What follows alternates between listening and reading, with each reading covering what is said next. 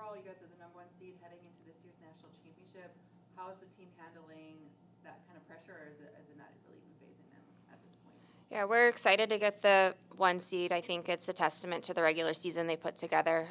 They had a great regular season. I think our body of work was earned us that #1 seed. So beyond that, though, we're not really worried about that piece. It doesn't matter who we're facing. We've got to put our best foot forward, and we know what we have to do as far as execution and those types of things. So it's a great recognition of the regular season, but I think once we get there, it's all going to be about how we compete. Once we're in Ocala, we're going to face a really good Fresno State team in the first round.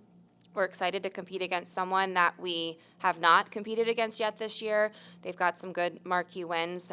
Know that they're a tough team, so it'll be a tough first round, and we're looking forward to it.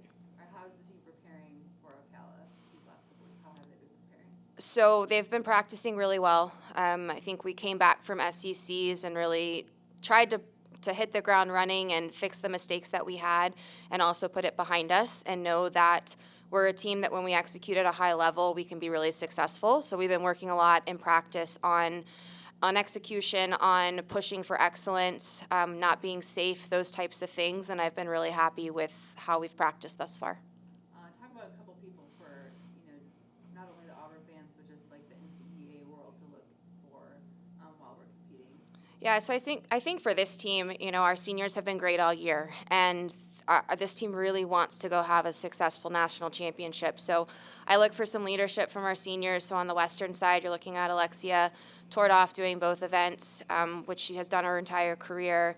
Caroline Fredenberg has had a great year in horsemanship, so we'll look to her to help lead there.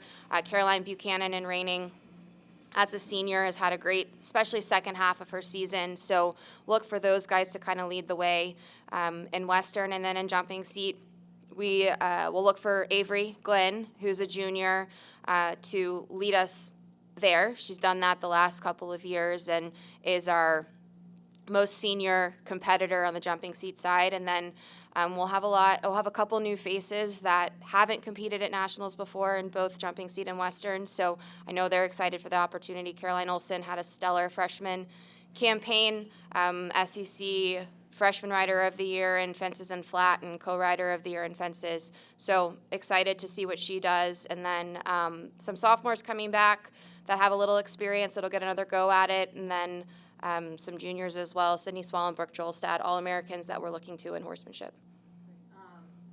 And also a big part of the team is our horses. Who are some of the horses that you guys are excited to bring to Ocala to show the rest of the NCEA world what they can do? Yeah, so I think we're taking about 18 horses down. So that's a lot of horses. So the thing that's cool about postseason in this sport is we'll all ride neutral horses. So even though we'll take about 18 horses, we won't necessarily compete on them. So the other teams will get an opportunity to compete on our horses. So we've been trying to prepare them as well. I don't know, some crowd favorites. So Asaro's going. He was the Fences Horse of the Year last year, so he's making a return trip. I don't know if he'll live up to it again, but hopefully. We've got a couple of reiners going that have become fan favorites, I think. Bullet and Stewie, those are good guys. And then some flat horses going as well that have been before. So we've got horses in all 4 events. Hopefully they'll be good. I know that it's fun for our team to get to show them off, and hopefully other teams enjoy riding them.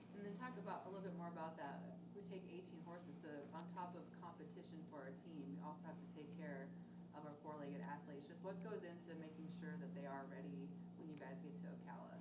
Yeah, so we've got an outstanding group so our barn manager, Katie Renfro, will travel with us. She'll travel with the horses, meet them there, make sure they're all set up. They'll actually get there about a day before the team does. And then we have an outstanding group of student managers that have been with us all year. They help. They're unsung heroes, I would say. They help in the background. They help with our meets. They help with the horses.